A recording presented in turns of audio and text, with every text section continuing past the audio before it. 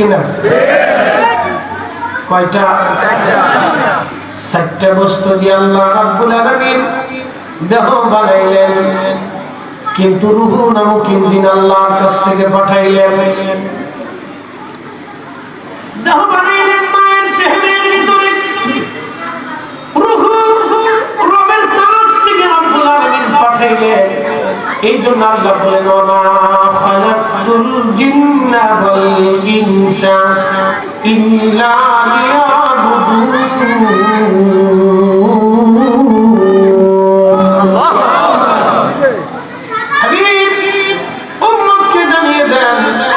আমি মানুষ এবং জিন, মানুষ এবং জিন এই দুইটা জাতি আমি আল্লাহ আমার ইবাদত গোলামির জন্য আমি দুনিয়াতে পাঠিয়েছি। মনোযোগ দিবেন, আমার রব আমার আল্লাহ দুনিয়াতে আমাদের পাঠিয়ে দুনিয়াটাকে আল্লাহ বসবাস উপযোগী করে দিয়েছেন। একই আকাশের নিচে বাংলাদেশ নামক ছোট্ট দেশের ভিতরে আল্লাহ 6টা ঋতু দিয়েছেন। একই আসমানের নিচে মালয়েশিয়া মালদ্বীপে আল্লাহ একটা মাত্র ঋতু দিয়ে রেখেছেন। একই আকাশের নিচে 2টা ঋতু আল্লাহ দিয়েছেন, গরম এবং ঠান্ডা। প্রচন্ড শীতে শীতে একেবারে -ডিগ্রি, -ডিগ্রি থেকে 100 ডিগ্রি সেলসিয়াস তাপমাত্রা নিচ পর্যন্ত চলে যায়। নিঃশ্বাস ছেড়ে দিয়ে সাথে সাথে বরফ হয়ে যায় নিঃশ্বাস। এমন জায়গায় পৃথিবীতে মানুষ বসবাস করে, পশুরা বসবাস করে থাকে।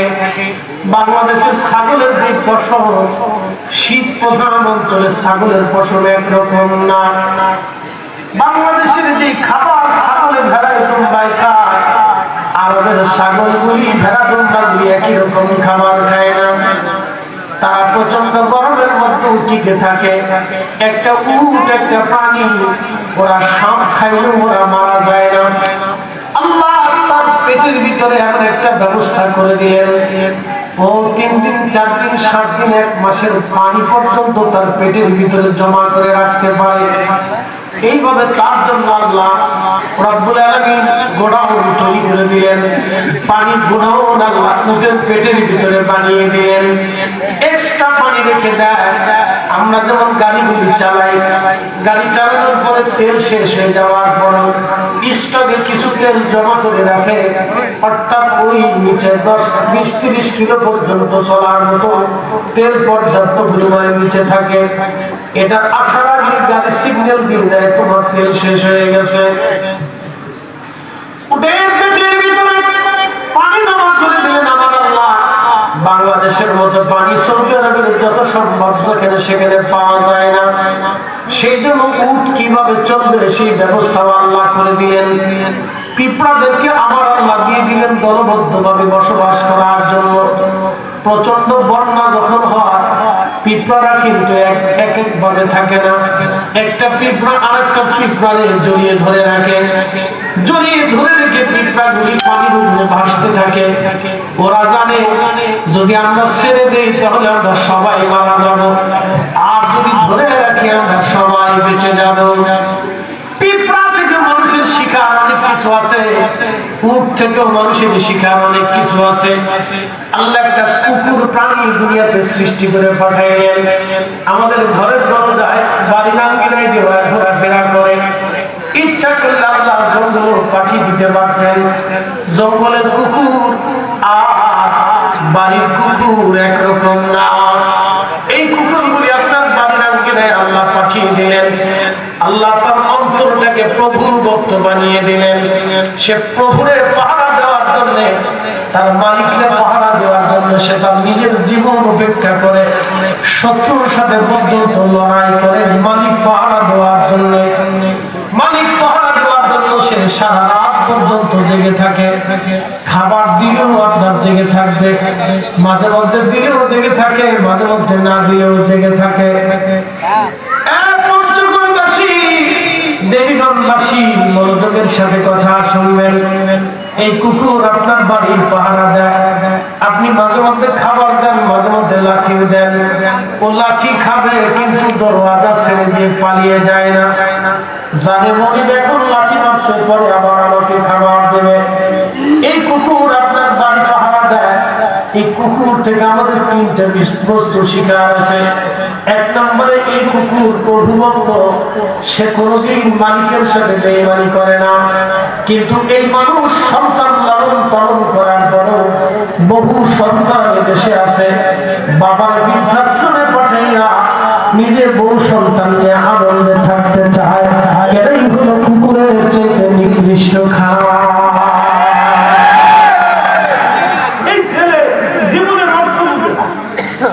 কি আছে মানুষ নিজেদের জীবনের অর্থ বুঝে না।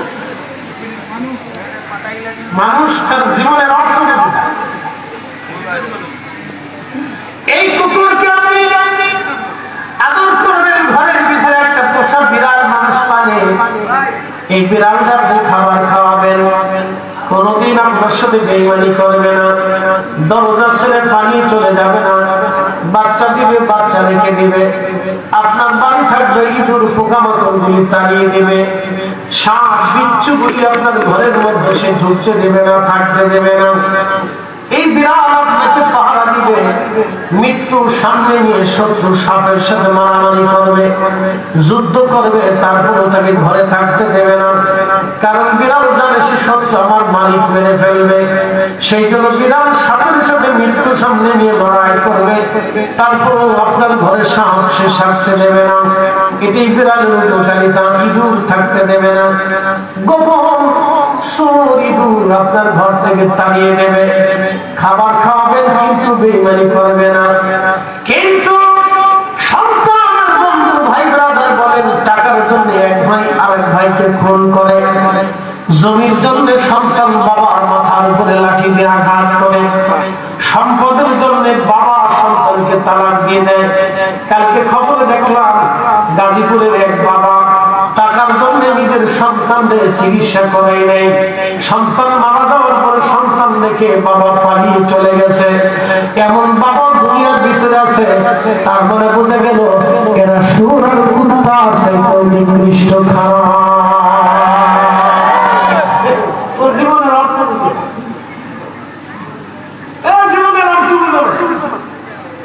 মানুষই হয়েছে, মানুষ কি করে বলি আজকে আপনাদেরকে মানুষ কি জিনিস বুঝাবো, যে তো রুহের অর্থ দেখতেছি, তো মানুষ বুঝার ধরতে যে আল্লাহ আমাদের দুনিয়াতে কেন পাঠাচ্ছে। আমরা যে মানুষ কি অর্থে একজন মানুষ মানুষ হয়তো বুঝতে হবে, কোন অর্থে একজন মানুষ মানুষ হবে এটা আমাদেরকে বুঝতে হবে।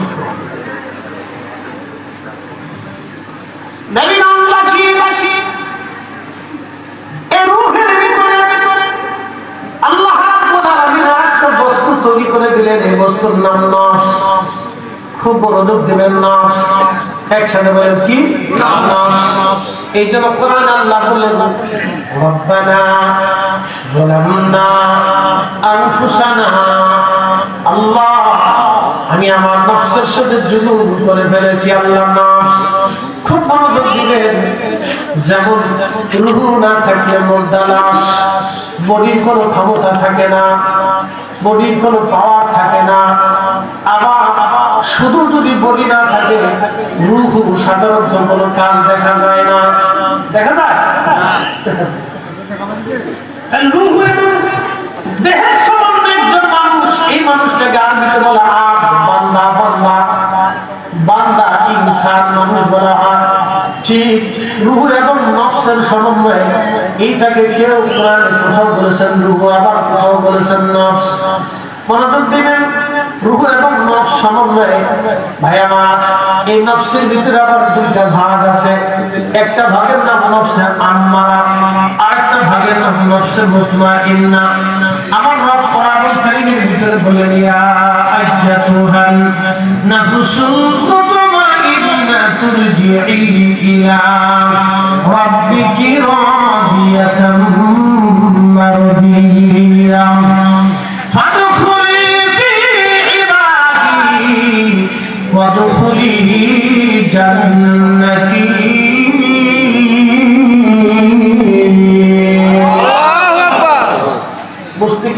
অসুবিধা হয়। নফসে মুতমাইন্না আপনার এখানে বসায় রাখছে, আর নফসে আম্মারা অধিকারী যারা বাজার দিয়ে মার্কেটিং করে ঘুরে ঘুরে বেড়াচ্ছে, ওরা লাস্টে এসে তাবারকের প্লেটটা ধরবে। ওটা নফসে আম্মারা অধিকারী, ওটা নফসে আম্মারা যে চুরি করে, ও নফসে আম্মারা। যে ডাকাতি করে, ও নফসে আম্মারা। যে খাবারের ভিতরে ভেজাল দেয়, নফসে আম্মারা। এই যে এখন তেলের ক্রাইসিস চলতেছে, কিছু মানুষ আছে দেখবেন তেল মাটির নিচে পুঁতে রেখে দাম বাড়ানোর ধান্দায় আছে। কি কথা বলেন না কেন? নফসে আম্মারা, নফসে আম্মারা, ওসরের ঘরের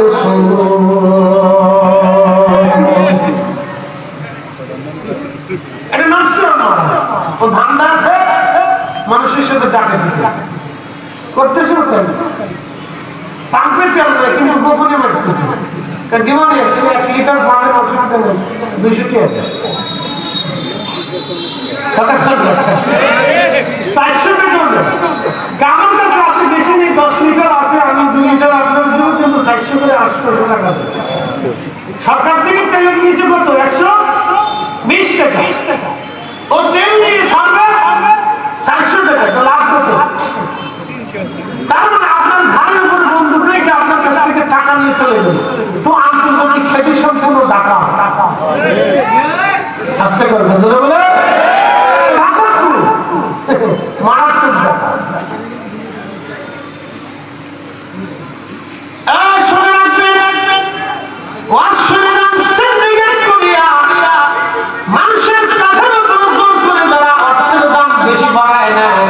তেলের দাম 120 টাকা, অক্টেনের দাম 120 টাকা, কিন্তু আপনার ঠেকাইয়া এই টাকা নিল 400 টাকা। বাকি টাকাগুলি দিয়ে যদি গরুর গোশত খায়, ও গরুর গোশত খাই নাই, শুয়োরের গোশত খাইছে।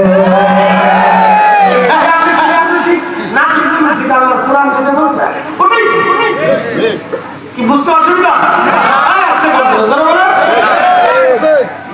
কারণ ধারের উপর বসে নিতে হবে, বললে বলবে আমার কি আছে,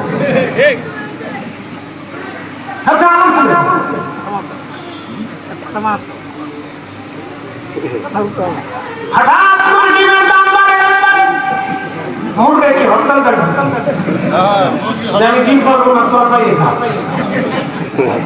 সরকার ডিমের দাম বন্ধ করে, সিন্ডিকেট সিন্ডিকেট ওরা স্টকে ডিম ঢুকে, কোটি কোটি কোটি কোটি টাকার ডিম ফ্রিজের ভিতরে রেখে দিল, স্টকে জমা করে দিল, আর ছাড়ে না।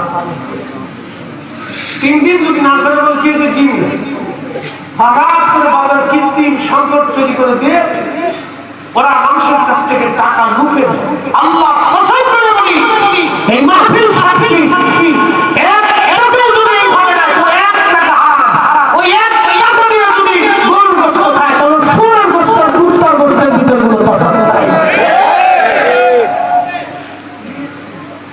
বিশুদ্ধ কথা আমাদের যাচ্ছে। এই ব্যবসা যদি কেউ করে থাকেন, আপনি জীবনের মানে বুঝেন না। আপনি বুঝতেছেন মানুষের বাদ দিয়ে আমার হাসিকে উড়ে সিটারে করে সিটারে। আমি 9 লক্ষ বছর ধরে আমার সাজদা দিচ্ছি, সিটারি করি তুই 60 বছরের জিন্দিগি ভাইয়া মানুষের বাদ দিয়ে হলে তো তোর তো সিটার আছে জীবনের মানে বুঝে।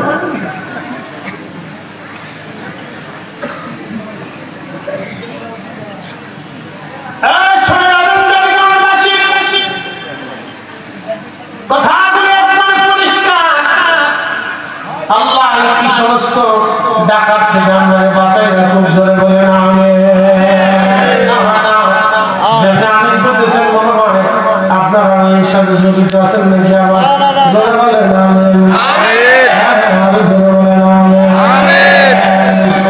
আল্লাহ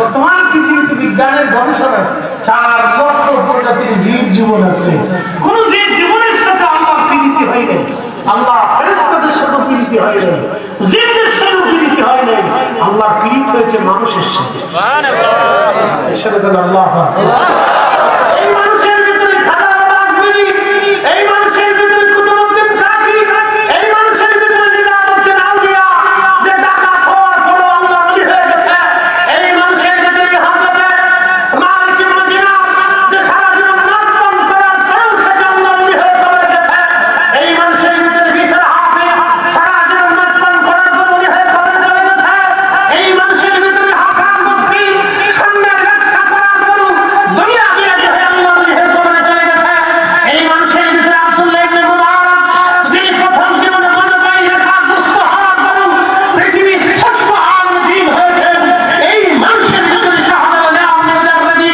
এই মানুষের ভিতরে 360 আউলিয়া, এই মানুষের ভিতরে ইমাম আবু হানিফা, এই মানুষের ভিতরে হযরত ইমাম শাফিঈ, এই মানুষের ভিতরে ইমাম মালিক, এই মানুষের ভিতরে ইমাম হাম্বলি, এই মানুষের ভিতরে ইমাম বুখারী, এই মানুষের ভিতরে ইমাম মুসলিম, এই মানুষের ভিতরে ইমাম আবু দাউদ সিজিস্তানি, এই মানুষের ভিতরে ইমাম ইবনে মাজাহ, এই মানুষের ভিতরে ইমাম তিরমিজি, এই মানুষের ভিতরে বড় বুজুর্গ, এই মানুষের ভিতরে বড় শহীদ, এই মানুষের ভিতরে বড় সাহাবী, এই মানুষের ভিতরে অসংখ্য নবী।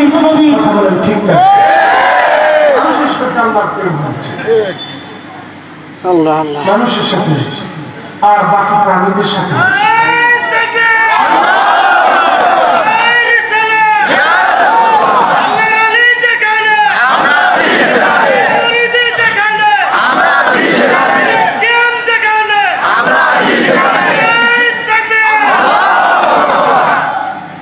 গলার আছে গলার পাওয়ার না, গলার পাওয়ার না,